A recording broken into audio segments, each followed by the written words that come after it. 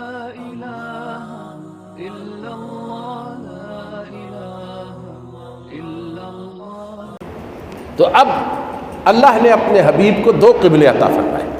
ایک قبلہ جو ہے وہ حضرت سلیمان علیہ السلام نے مسجد اقصی بنائی تھی، بنی اسرائیل کے سارے انبیاء نے اس کی طرف منہ کر کے نماز پڑھی۔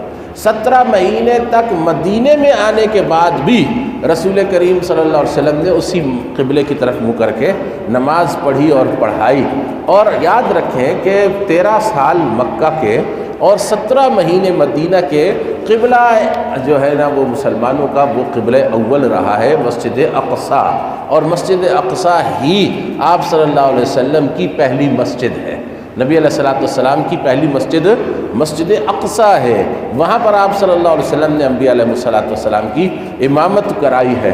اس کے بعد پھر مسجد حرام کو اللہ رب العزت نے قیامت تک کے آنے والے مسلمانوں کے لیے قبلہ قرار دے دیا، تو یہ دوسرا قبلہ ہے۔ تو اس کو قبلہ اول اور قبلہ ثانی کے حوالے سے جان لیں کہ دو مسجدوں کی تولیت، دو مسجدوں کی ٹرسٹ شپ، دو مسجدوں کا متولی ہونا نبی کریم صلی اللہ علیہ وسلم اور آپ کی امت کو اللہ رب العزت نے عطا فرمایا، یہ آپ کا مقام تھا۔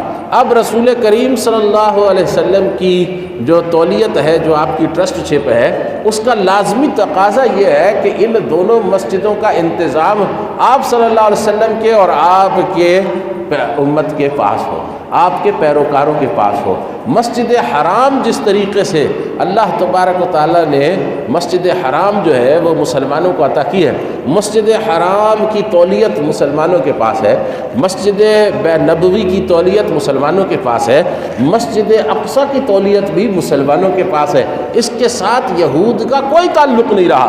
اس کی وجہ یہ ہے کہ جب اللہ رب العزت نے یہاں پر سورۃ الاسراء کے اندر، سورہ بنی اسرائیل کے اندر ذکر فرمایا اس بات کا کہ میں نے اپنے حبیب کو مسجد حرام سے مسجد اقصی کی سیر کرائی ہے، تو لِنُرِيَهُ مِنْ آیاتنا، تاکہ میں ان کو اپنی بہت ساری نشانیاں جو ہے وہ دکھاؤں، تو اس کے ساتھ اللہ نے بنی اسرائیل کی تاریخ بیان کی ہے۔